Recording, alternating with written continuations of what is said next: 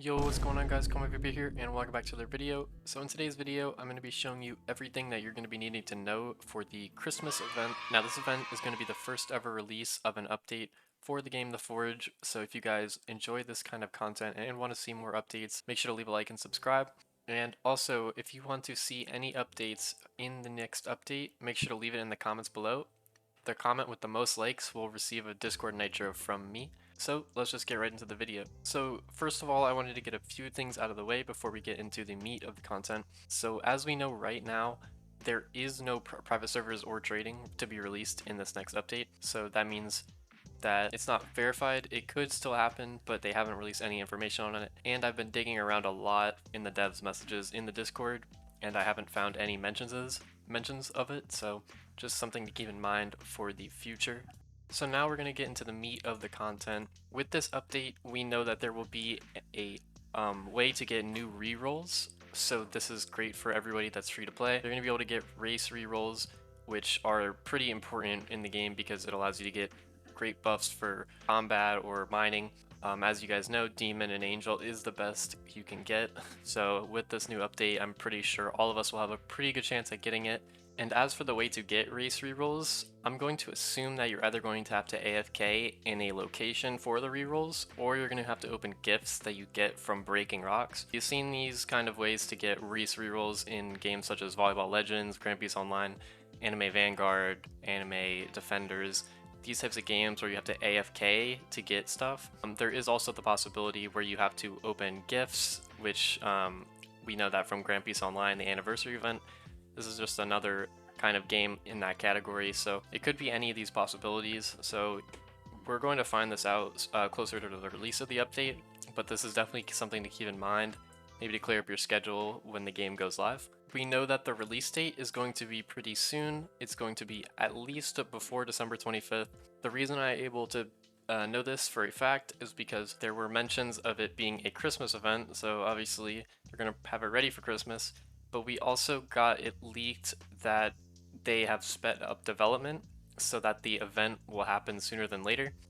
You can see from this message that it basically confirms that. A little something that kind of got swept under the rug but was pretty important that I saw from the messages in the channel was that there was an exclusive pickaxe getting released. So it's pretty important that you all are going to have to play during this event. I'm sure that the player base will be at an all-time high, and I'm sure that the exclusive pickaxe will give you a ton of buffs. As for it being a cosmetic only, there is always that possibility, but I'm pretty sure the devs wouldn't do something like that.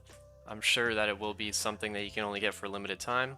If it were to re-release, I'm not sure, but we do know that there is an exclusive pickaxe coming to the game, so make sure to be on the game when the update goes live so you can get that. Alongside the new pickaxe, they are also adding a ton of weapons, and they're also going to add brand new armor sets, so it's pretty safe to say that we are going to be getting these during the Christmas event because Island 3 is going to be releasing at the same time as the Christmas event, most likely. So yeah, you should be getting these in the next couple weeks. Another huge part of this update is actually going to be the new island.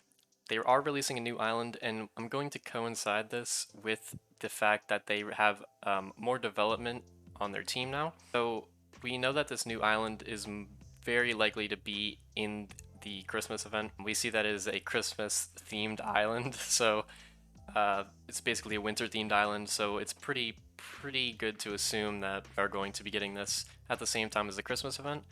What they're going to be doing with this guilds update is they're going to add guilds, obviously, but they're also going to make guilds have their own private island where you're going to be able to have your own team kind of area.